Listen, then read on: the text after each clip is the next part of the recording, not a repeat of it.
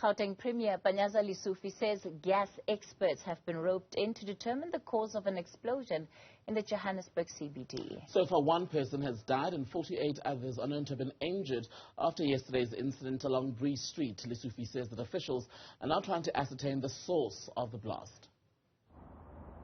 When we were ready to come here, the information originally was saying it was natural gas. But when we received the information from the Department of Labor and the manner in which they were explaining their findings, we are reluctantly retreating that statement of natural gas so that we give them space to attend to the interviews and those that they feel that they need to get additional information from them. So the angle, therefore, of our environmental team was automatically suspended because we put the environmental team there to get the nature and the source of the gas, whether it's harmful, and whether people that have gone through that place and they've inhaled the gas, whether they are safe. So the environmental team and the health team, they are still finalizing that aspect, and we. Now, our reporters Katlego, Sikhotho and Ziniko Mhlaba are live on the ground with the latest developments for us tonight. Katlego, let me kick it off with you then. You're expecting a briefing from some of the city officials with the latest. Of course, as things stand, we still don't have a clear answer on what led to that explosion. Absolutely. Good evening, Kathy. We are here at the site of that explosion which took place at around about 5:30 yesterday evening. And you can see right behind me there's a fire truck. There are several police vehicles here. The whole area, a couple of streets cordoned off.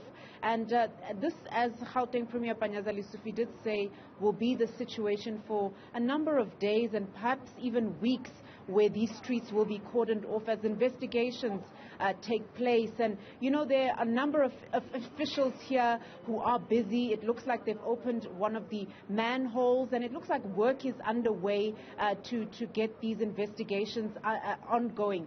But, I mean, what we saw yesterday during that scary scene, you know, I mean, there's a video already circulating of the incident itself, or when there was the explosion, and you could almost see the taxis lifting up from the ground and falling back again, and the ground really falling into itself. And, you know, the injuries, we visited Charlotte Matleke earlier on, the hospital where Gauteng Health MEC Nomantu Ralihoko was there, outlining the status of the patients who were injured following that scary scene, you know, also outlining that a number of people have since been released from hospital, but that 2 people are particularly critically injured. So a lot of work happening this evening, and we will be hearing, well, we heard from Mhlaba Ndamase on Twitter that there will be a briefing at 8 o'clock at the Mary Fitzgerald Square, and this is where we'll likely get more details about the causes of this explosion, and really the rehabilitation process that will have to happen to this road where the explosion took place. Ziniko, in terms of the developments that you've been seeing throughout the day, we'll hear from some of the officials later. There certainly hasn't been a shortage of politicians on the story. In fact, it's now become an issue of contention as to who exactly can claim this crisis. It's one of the worst things to happen at a time like this.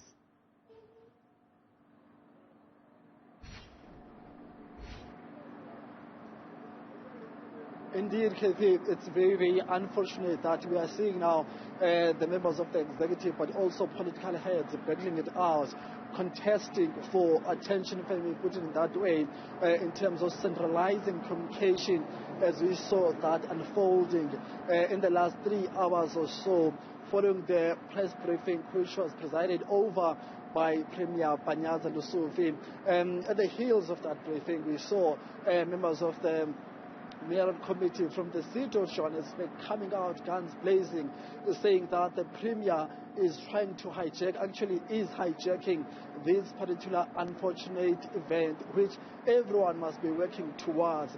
Also accusing the Premier of not taking cue from the city manager, who's supposed to be the center of management, of managing all the government operations in terms of trying to mobilize resources, but also probing the source of this particular issue.